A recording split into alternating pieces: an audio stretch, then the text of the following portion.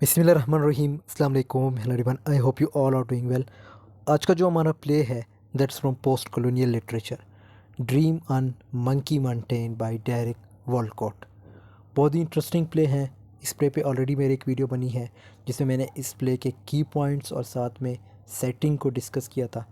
आज की वीडियो में हम करेक्टर्स, समरी, थीम्स और सिंबलिज्म को डिस्कस करेंगे। सो टाइम को वेस्ट के बगैर लेट्स गेट स्टार्टेड। सबसे पहला करेक्टर है हमारे पास टैगरी एंड सोरेस। टैगरी एंड सोरेस ये दो करेक्टर्स हैं और दोनों अफ्रीकन हैं, जेल में होते हैं। इन्होंने रॉबरी की होती है तभी इनको जेल में रखा गया है। बट आपने इतना रिमेंबर करना है, दोनों अफ्रीकन हैं, जेल में हैं और जेल की वजह क्या है? क्योंकि इन्होंने रॉबरी की है। फिर उसके बाद है हमारे पास करेक्टर कॉर्पोरल लेस्ट्रेड। ये जो है एक पुलिसमैन होते हैं, गार्ड ऑफ टाउन जेल, ठीक है। Parents were white and black but used to follow the rules of white people. मतलब ये जो है हाइब्रिड थे, हाइब्रिड टाइप के थे और इसके जो रूल्स ये जो फॉलो करता था, किसके रूल्स फॉलो करता था? वाइट पीपल के, मींस अंग्रेज़ों के रूल्स फॉलो करता था। फिर हमारे पास जो मोस्ट इम्पॉर्टेंट कैरेक्टर है जो इस प्ले का प्रोटोगनिस्ट है, इट इज़ मेकाक। मेकाक जो है ये एक जिसको मेकाक का मतलब क्या है? मंकी, ठीक है। ये 60 साल के हैं, he looks like a monkey. Protagonist of the play एक अनएजुकेटेड मैन है और एक क्वेश्चन के पीछे भागते हैं कि मेरी आइडेंटिटी क्या है और मैं कहाँ से बिलोंग करता हूँ, कहाँ से मेरा ताल्लुक़ है, ठीक है। फोर मैन होते हैं। मोस्ट इम्पॉर्टेंट करेक्टर है, ये पूरी स्टोरी इसी के इर्द गिर्द घूमती है। सो इस करेक्टर को आप लोगों ने रिमेंबर करना है। A Parthian जो है who represents a different points the room, a muse and a white woman or goddess. The a Parthian is a dancer who does not speak, not a real character. अच्छा, ये एक ऐसा character है जो real exist नहीं, means reality में exist नहीं करता। ये मिकाक के ख्वाब में आती है, ठीक है। मिकाक के ख्वाब में आती है, बाकी ये रियल में एग्जिस्ट नहीं करती। सो ये करेक्टर भी बहुत इंपॉर्टेंट है। ये स्टोरी इसके इर्द गिर्द भी बहुत ज़्यादा घूमती है। फिर उसके बाद है मॉस्टिक। मॉस्टिक हमारे पास फिफ्थ करेक्टर है। ये भी ब्लैक फ्रेंड है किसके? मेकाक के, अफ्रीकन है, ठीक है। Works with Makak, he was killed in Makak's dream. अब मेकाक जब ख्वाब देखता है तो मेकाक के ख्वाब में जो है मॉस्टिक को मारा जाता है, लेकिन रियल में ये एग्जिस्ट करता है। ख्वाब में इसका कत्ल होता है लेकिन रियलिटी में ये ज़िंदा होते हैं, ठीक है।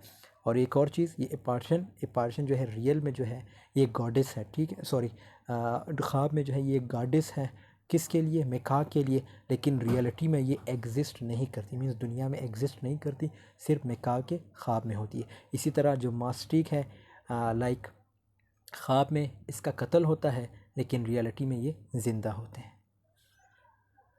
Basil, a cabinet maker dressed like a baron Samedi who represents death at certain points। इतना important character नहीं है, ठीक है। उसके बाद है हमारे पास पेम्पलियन मार्केट इंस्पेक्टर। ये एक इंस्पेक्टर है। Market women who are transfigured into Makak's wives during his dream. ये भी इतना इंपॉर्टेंट करेक्टर नहीं है, ये भी मैकाक के ख्वाब में आती है। उसके बाद है हमारी वॉरियर्स, जिसको डायमंड्स कहते हैं। चॉसिपस, ये इंपॉर्टेंट करेक्टर है। चॉसिपस कौन है? ये एक सिक मैन है, मैकाक के ड्रीम में आता है, ठीक है। Who was held by macaque in the dreams. इसको जो है इसका जो इलाज किया जाता है मेकाक अपने ख्वाब में करता है, ठीक है। Was bite by snake. इसका इलाज क्यों किया जाता है? क्योंकि इसको स्नैक ने काटा होता है। लेकिन ये करेक्टर भी रियल में एग्जिस्ट नहीं करता। दो ऐसे करेक्टर्स हैं जो रियल में एग्जिस्ट नहीं करते लेकिन मेकाक के ख्वाब में आते हैं। एक चॉसिपस है और एक एपार्शन। ये दो ऐसे करेक्टर्स हैं जो रियल में एग्जिस्ट नहीं करते लेकिन मेकाक के ख्वाब में आते हैं। अच्छा, ये प्ले बहुत ही कॉम्प्लिकेटेड प्ले है, बहुत ही कम्प्लेक्स टाइप प्ले है। सो इसको जब आप इसके करेक्टर्स को समझेंगे तो ये प्ले की आपको समझ आएगी। Otherwise it will be too difficult to understand this play, ठीक है। दो करेक्टर्स जोसेफस और एपार्शन, ये दो ऐसे करेक्टर्स हैं जो रियल में एग्जिस्ट नहीं करते लेकिन मेकाक के ख्वाब में आते हैं। There is also a singer, a male chorus and two drummers. ये दूसरे करेक्टर्स लेकिन इतने इंपॉर्टेंट नहीं है। फिर उसके बाद है हमारे पास the devil appears in various forms throughout that play, representing the force of evil and oppression that seek to keep Makak and his people down. He is often depicted as a colonial officer or white land owner. ये specially अंग्रेज़ों की तरफ इशारा है, ठीक है, कि किस तरह अफ्रीकन को मतलब प्रेस करते थे, ऑप्रेस करते थे, उनको आगे जाने से रोकते थे। फिर हमारे पास है character the mayor is a corrupt local politician who holds all the power and wealth in the community. He is a symbol of the systematic operation and exploitation that macaque and his people face. तो ये भी अंग्रेज़ों का बंदा होता है, लेकिन ये भी एक्सप्लॉइट करता है किसको, अफ्रीकन्स को, और करप्ट बंदा होता है, ठीक है। मैकॉक की एक्सप्लॉयटेशन करता है और उसके जो लोग हैं, जो मैकॉक के लोग हैं, जो अफ्रीका के लोग हैं, उनकी एक्सप्लॉयटेशन करता है। फिर हमारे पास करेक्टर हैं the governor. The governor is a colonial officer who represents the British empire's control over the Caribbean. He is an emblem of the historical legacy of colonialism and slavery. तो ये भी governor है, और किन का governor होता है, white, means Britishers की तरफ से होता है, ठीक है। ये करेक्टर भी बहुत ज़्यादा इंपॉर्टेंट नहीं है, लेकिन एक दो दफ़ा इसका जिक्र आएगा तो आप लोगों ने रिमेंबर करना है। The aunties. The aunties are a group of elderly women who represent the community's cultural heritage and spiritual traditions. They play a key role in Mekak dream.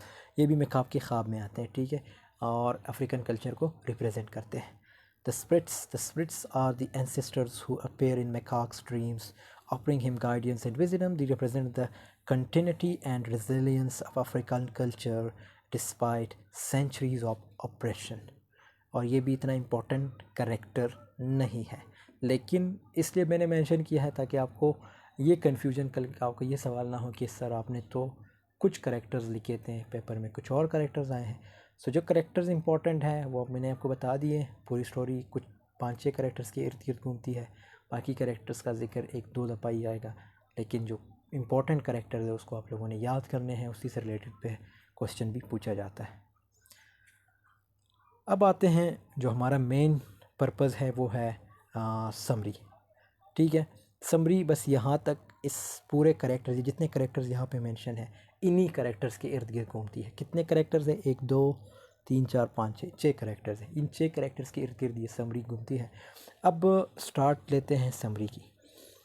Dreams and monkey mountain by Derek Walcott. ये 1970 में publish हुआ, और ये play जो है Caribbean के किसी unnamed island के बारे में है, जहाँ जेल में एक ब्लैक मैन जो है ड्रीम देखता है कि वाइट गॉडेस जो है उसे कन्विंस कर रही है कि वो अफ्रीका का किंग बने, क्योंकि वो डिज़र्व करता है। और इस प्ले में एक ड्रीम के बारे में बात की गई है।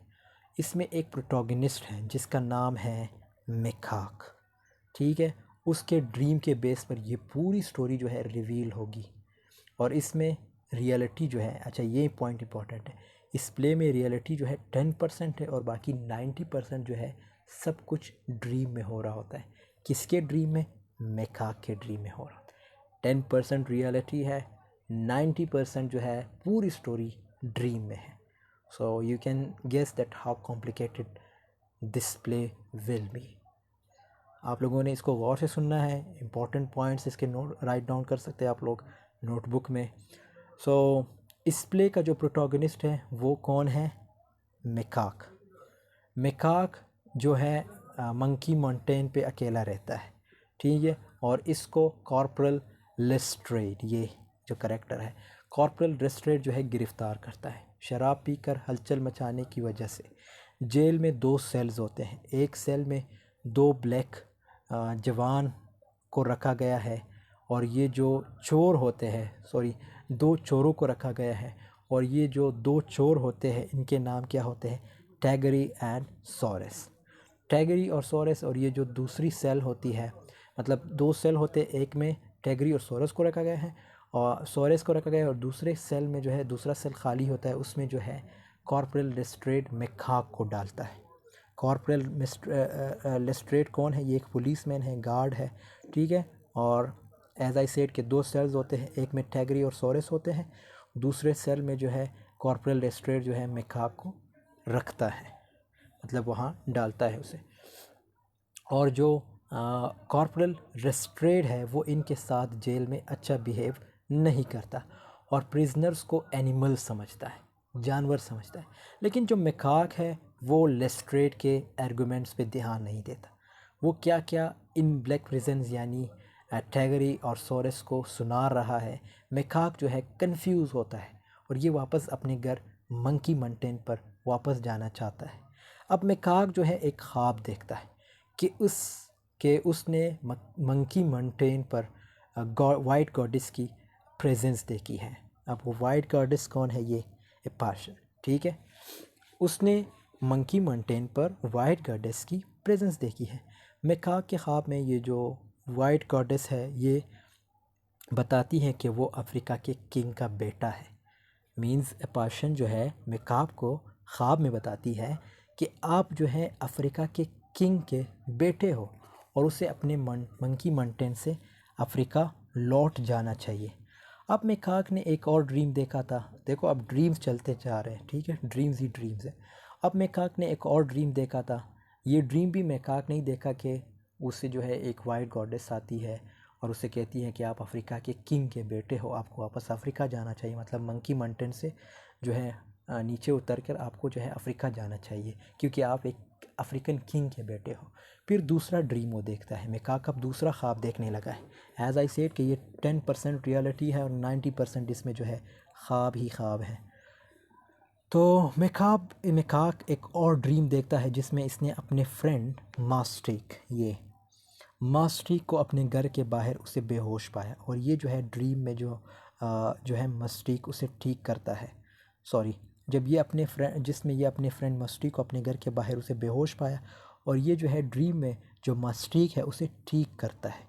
अब मास्टिक जो है मेकाक को मार्केट जाने के लिए इंकरेज करता है जहाँ वो कॉयल को फेंकते हैं और ये दोनों जहाँ वो कॉयल को बेचते हैं, ठीक है, बेचेंगे सॉरी।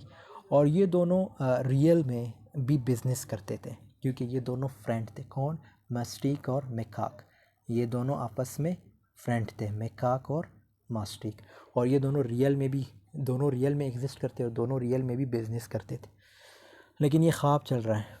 तो क्या होता है कि मास्टिक जो है मेकाक को बाज़ार ले जाता है, मार्केट की तरफ ले जाता है। क्यों ले जाता है? ताकि उसके साथ वो कॉयल को बेचेंगे और ये दोनों रियल में भी बिज़नेस करते थे। यानी जो मेकाक है वो रियल में भी कॉयल का बिज़नेस करता है। लेकिन यहाँ मेकाक अब सब कुछ ख्वाब में देख रहा है कि वो जो है अपने फ्रेंड मास्टिक के साथ कॉयल बेचने के लिए जा रहा है। अब सारी स्टोरी जो है ड्रीम में ही चल रही है। अब मास्टिक जो है उसे एक बात का पता चलता है कि जो मेकाक है उसमें हीलिंग पावर है, ठीक है। क्यों? कौन सी पावर है?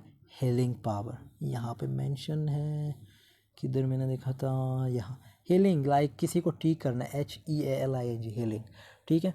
तो अब मास्टिक जो है उसे एक बात का पता चलता है कि जो मेकाक है उसमें हीलिंग पावर है, वो लोगों को ठीक कर सकता है जैसे कि जेसस क्राइस्ट करते हैं। मास्टिक फिर बाज़ार में जाता है और कंट्री रोड में मास्टिक जो है लोगों का ग्रुप देखता है। ये सब कुछ ख्वाब में हो रहा है। वो जो है मार्केट चला जाता है मास्टिक, तो वहाँ पे एक लोगों का ग्रुप देखता है जो एक बीमार आदमी के आसपास खड़े होते हैं। और ये जो आदमी होता है उसको असल में स्नेक ने काटा था। उस आदमी का नाम था ये जोसेफस। अब मास्टिक जो है लोगों को बताता है कि उसका एक दोस्त है, वो इस आदमी को ठीक कर सकता है, लेकिन उसको उस काम के लिए मनी और फूड चाहिए। फिर लोगों ने जो है मास्टिक की बात को मान जाते हैं। मास्टिक जो है मेकाक को लेकर वहाँ जाता है, ठीक है। अब अगेन आई एम रिपीटिंग, ये सब कुछ ड्रीम में हो रहा है। तो मास्टिक क्या करता है? मास्टिक जो है अपने फ्रेंड मेकाक को लेकर वहाँ जाता है। अब मेकाक उसको बिल्कुल ठीक कर देता है क्योंकि मेकाक के पास हीलिंग पावर है। और लोग इन दोनों को गिफ्ट्स देते हैं। किसको? मेकाक को और मास्टिक को। और मेकाक और मास्टिक आपस मार्केट चले जाते हैं। अब मास्टिक के दिल में लालच आ जाती है कि क्यों ना वो मेकाक की हीलिंग पावर से फाइनेंशियली बेनिफिट कमाए। लेकिन मेकाक ऐसा करने से मना कर देता है क्योंकि अपने इस नेचुरल हीलिंग पावर को वो किसी के लिए यूज़ नहीं करना चाहता, मतलब पैसों के लिए यूज़ नहीं करना चाहता था। उसके बाद जो है मेकाक ड्रीम में देखता है कि उसका अब अगेन ड्रीम देखता है। अब उसके बाद अगेन जो है मेकाक ड्रीम देखता है कि उसका जो फ्रेंड मास्टिक है वो मेकाक की जो मीन्स लाइक मतलब वो मेकाक की होलिये में मेकाक की तरह बन के जाता है। सो क्या करता है? आप ये पॉइंट आप लोगों ने याद रखना है कि मेकाक एक ख्वाब देखता है। वो ख्वाब क्या होता है कि वो उसका जो फ्रेंड है मास्टिक, ये मिस्टीक जो है मेकाक की होलिये में मेकाक की तरफ बन के जाता है मार्केट की तरफ, ताकि जो लोग हैं उनको लगे कि ये रियल मेकाक है। क्यों? क्योंकि मेकाक के पास हीलिंग पावर है। लेकिन जब लोगों को मिस्टीक की रियल आइडेंटिटी का पता चल जाता है कि वो रियल हीलर नहीं है, तो क्राउड जो है गुस्से में आती है और मिस्टीक को मारने लगती है। और जो कॉर्पोरल लेस्ट्रेड हैं वो भी उस इंसिडेंट को देखते हैं। इसके बाद आगे ख्वाब में मेकाक देखता है कि मेकाक दौड़कर अपने फ्रेंड को बचाने की कोशिश करता है, लेकिन जो मिस्टीक है वो डीप इंजरी की वजह से मेकाक की बाहों में ही मर जाता है। लाइक आई सेड, वो जब मर जाता है, अब ये मिस्टीक का मरना ये जस्ट मेकाक के ख्वाब में हुआ है। रियल में मिस्टीक जो है ज़िंदा है। मेकाक के एक और ख्वाब को डिस्क्राइब किया गया है कि मेकाक जो है जेल के सेल में है, कि मेकाक जो है जेल की सेल में है, कि जो है मेकाक हैं वो टेगरी और सोरेस को जगाते हैं। और इस ख्वाब में मेकाक ये भी देखता है कि जो टेगरी और सोरेस को जगाते हैं। और इस ख्वाब में मेकाक ये भी देखता है कि जो टेगरी और सोरेस है वो मेकाक के पैसों को लूटने का प्लान बनाते हैं। और ये दोनों जो हैं मेकाक को उकसाते हैं कि वो कॉर्पोरल वेट मैं ये मिटाता हूँ, ये जो कॉर्पोरल लिस्ट्रेट को मार दे। मेकाक इनकी बातों में आ जाता है। मेकाक जो है बीमारी का बहाना बना लेता है, और कॉर्पोरल लिस्ट्रेट जब उसके करीब आता है तो मेकाक जो है कॉर्पोरल लिस्ट्रेट को खंजर मार देता है। और उसके बाद मेकाक अपने दोनों साथी यानी टैगरी और सोरेस अपने दोनों साथी टैगरी और सोरेस के साथ जंगल की तरफ भाग जाते हैं। लेकिन कॉर्पोरल लिस्ट्रेट जो है वो मरा नहीं होता। अब मेकाक जो है टैगरी और सोरेस को प्रॉमिस करता है कि वो उन्हें अफ्रीका लेके जाएगा। अब मेकाक जो है सोरेस और टैगरी को कॉर्पोरल लिस्ट्रेट से छुपा देता है। अब मेकाक की ड्रीम में एक ट्विस्ट आता है। मेकाक देखता है कि जो कॉर्पोरल लिस्ट्रेड है वो मेकाक को पकड़ने की बजाय मेकाक की जर्नी को ज्वाइन कर लेता है।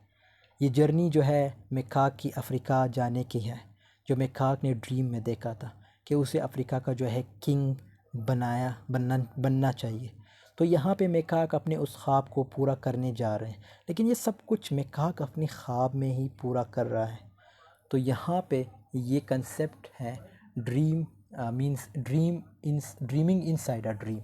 अब टैगरी और सोरेस ने मेकाक को रोब करने का मतलब उसको लूटने का प्लान बनाया होता है।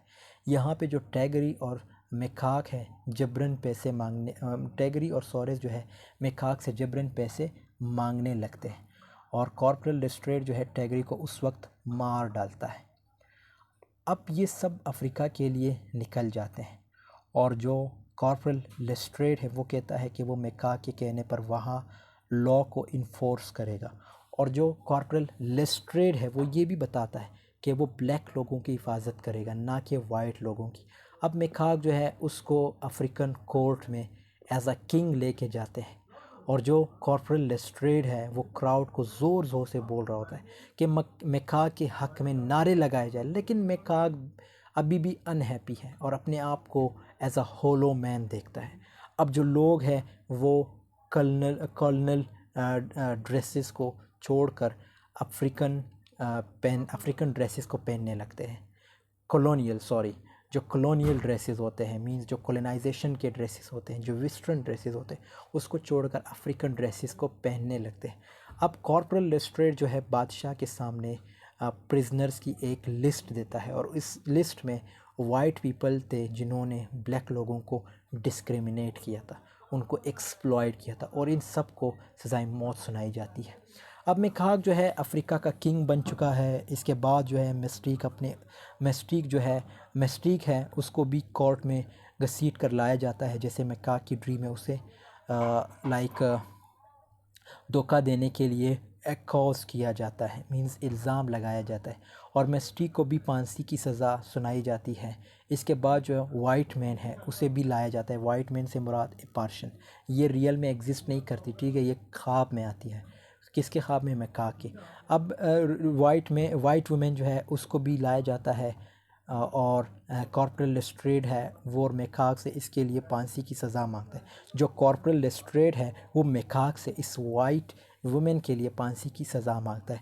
इस तरह जो वाइट वुमेन है उसको भी कत्ल किया जाता है और ये कत्ल मेकाक करता है। और इस तरह से जो यूरोपियन रूल्स था, जो कोलोनाइजेशन के रूल्स थे, वो मेकाक ख़त्म कर लेता है। और मेकाक जो है अफ्रीकन ड्रीम्स को चेंज करके अफ्रीकन ड्रेस को चेंज करके कॉलोनियल ड्रेस पहन लेता है, वेस्टर्न ड्रेस पहन लेता है और दोनों कल्चर को रिजेक्ट कर लेता है और अपने आप को हाइब्रिड मानता है। और इस तरह मेकाक का ड्रीम ख़त्म हो जाता है और मेकाक जो है वो जेल जो सेल है उसमें ही होता है। और जो कॉर्पोरल लेस्ट्रेड है वो अपना रियल नेम जो है मेकाक से पूछता है और वो अपना रियल नेम बताता है, फेलिक हर्वेन। और ये मेकाक जो था इसका ड्रीम नेम था। अब मेकाक और उसका फ्रेंड मस्टीक जो है मंकी माउंटेन हैप्पीली पर चले जाते हैं। तो दोस्तों यहाँ पे इस ड्रामे की एंडिंग होती है। आई ट्राइड माई बेस्ट कि आपको ये स्टोरी की समझ आए, इस ड्रामे की समझ आए। एज आई सेड ये ड्रामा कॉम्प्लिकेटेड है और इसमें 10% रियलिटी है, बाकी 90% सब कुछ ख्वाब में हो रहा होता है। फिर भी आप लोगों का कोई क्वेश्चन हो, कहीं पे भी आपको समझ ना आया हो, कमेंट सेक्शन में अभी लिख लीजिएगा। इंशाल्लाह I will try my best कि आपको उसका आंसर दे सकूं। अब इसके थीम्स की तरफ आते हैं। सबसे पहला थीम है हमारे पास आइडेंटिटी। ये आप लोग पढ़ लीजिएगा, आइडेंटिटी का थीम कैसे बनता है। मेकाक जो कि इम्पॉर्टेंट करेक्टर है, प्रोटोगनिस्ट है, अफ्रीकन है लेकिन फिर भी अपनी आइडेंटिटी जानना चाहता है क्योंकि उस पर जुल्म होता है, उनको एक्सप्लॉइट किया जाता है। वो ये कहता है कि मैं कहाँ से बिलोंग करता हूँ, मेरी आइडेंटिटी क्या है, उस पर क्यों जुल्म किया जाता है। सो ये अपनी आइडेंटिटी की तलाश में होता है, ये एक थीम बनता है। Spirituality. The play incorporates elements of spirituality and mysticism, particularly in Mekak's dreams and visions. The character of the devil, who appears in various forms throughout the play, represents the forces of evil and oppression that seek to help Mekak and his people down. As I said, devil जब भी mention होगा, so it means they are talking about African people, are talking about colonialists, means Britishers, कि किस तरह वो devil की तरह African को जो है एक्सप्लॉइट करते हैं, अफ्रीकन लोगों को यूज़ करते हैं, अफ्रीकन लोगों को ऑप्रेस करते हैं, उन पे जुल्म करते हैं। तो इस तरह जो स्पिरिचुअलिटी है वो क्या है, इसका थीम इस तरह कुछ बनता है कि जो मेकाक है उसके ड्रीम में लाइक वो एक स्पिरिचुअल टाइप बनते हैं, लोगों पे जुल्म भी करते हैं। जुल्म एज आई सेड के ड्रीम्स में होता है, लेकिन रियल में जो मेकाक है वो एक माउंटेन पे रहता है और वहाँ पे ना किसी को तंग करता है, अपने काम से काम रखता है, मीन्स एक स्पिरिचुअल इंसान होते हैं। पावर डायनेमिक्स से मुराद यहाँ पे कॉलोनियलिस्ट्स और अफ्रीकन की बात कर रहे हैं कि किस तरह जो ब्रिटिशर्स थे उनके पास पावर थी और जो दूसरे अफ्रीकन थे उन बेचारों के पास पावर नहीं थी। So that is why they were exploited, Africans were exploited. Liberation आज़ादी को कहते हैं, जिस तरह इंडिया पाकिस्तान इनको आज़ादी मिली, इसी तरह ब्रिटिशर्स ने इनको भी फिर आज़ादी दी। जो दूसरे जैसे अफ्रीकन ममालिक थे, नाइजीरिया, जमैकियन या जमैका, ये सारे अफ्रीकन ममालिक ऐसे अफ्रीकन ममालिक थे जो ख़ुद ब्रिटिशर्स के हाथ में थे, तो इनको भी आज़ादी मिली। इसी तरह हिस्ट्री जो है इसके थीम है, the play delves into the history of colonialism and slavery in the Caribbean and its ongoing impact on the region and its people. तो हिस्ट्री भी एक थीम है। हिस्ट्री इसलिए है क्योंकि जो अफ्रीकन थे वो भी ग़ुलाम थे किसके, ब्रिटिशर्स के पास्ट में, और उन पे एक जुल्म होता था, वायलेंस थी, मींस वायलेट किया जाता था उनके राइट्स को, और इस तरह फिर इनको आज़ादी मिलती है। With the passage of time they got independence and now they are independent. You can see like Nigeria, Jamaica and other African countries. Symbolism. Monkey Mountain is a symbol of freedom and escape. The mountain is located in the jungle. ये किस चीज़ को symbolize करता है, monkey mountain, freedom और escape को। escape means फरार होना। The mountain is located in the jungle. ये mountain जो है जंगल में है, which represents the natural world and the ancestral spirits of the Carib people. For Mekak, the protagonist of the play, Monkey Mountain is a place where he can escape his troubled past and the oppression of colonialism. ठीक है, ये इसका जो है एक important symbol बनता है। फिर उसके बाद है लाइक ऑब्वियसली ये जो ऑपरेशन करते थे, जो क्या कहते हैं ब्रिटिशर्स, तो उनसे जो है एक किस्म की एस्केपिज़म थी, मींस उनसे आज़ादी थी, उनसे जो है फ़रार होना, ये इम्पोर्टेंट थी, फ्रीडम थी। The chorus. The chorus represents the voice of the community and the ancestral spirits. They sing and dance throughout the play, providing commentary on the action, guiding the audience through the story. The chorus also represents the continuity of Caribbean culture and the importance of remembering the past. तो ये जो chorus थे, ये group of singers को कहा जाता है, ठीक है। इसमें क्या है, ये अफ्रीकन कल्चर को जो है रिप्रेजेंट कर रहे थे। मतलब जो पास्ट में जो अफ्रीका का कल्चर था, अचानक से जब आपको डोमिनेट किया जाता है तो आपके कल्चर को भी इफ़ेक्ट किया जाता है। तो ये पूरे प्ले में जो है एक किस्म का लाइक सिंगिंग होती है। सो ये किस चीज़ को सिम्बलाइज़ करता है, ये इसी चीज़ को सिम्बलाइज़ करता है कि भाई आपका कल्चर आप भी ज़िंदा है और आपने इसको जो है ज़िंदा रखना है। और आप तब इसको ज़िंदा रख सकते हैं जब आप किसी मुल्क से या किसी जो कॉलोनियलिस्ट्स होते हैं उनसे जब आप अपनी आज़ादी मांगते हैं। Masks. The masks are a recurring motif in the play, representing the idea of hidden identities and the ways in which people conceal their true selves. Mekak wears a mask in the opening scene, which symbolizes his disconnection from his African roots and his search for a new identity. तो ये जो मेकाक है वो भी mask पहनता है और उसकी मेन वजह क्या है, वो अपनी आइडेंटिटी तलाश करता है, ठीक है। या अपनी आइडेंटिटी नहीं, ताकि वो अफ्रीका से डिफरेंट रहे, क्योंकि अफ्रीकन पे ऑलरेडी जुल्म होता था। एज आई सेड के ब्लैक कलर और वाइट कलर, सो इनमें लाइक एक किस्म की डिस्क्रिमिनेशन भी होती थी। The jumbie bird is a symbol of death and rebirth. तो ये जो जम्बी बर्ड है ये डेथ और रीबर्थ की जो है सिंबल है।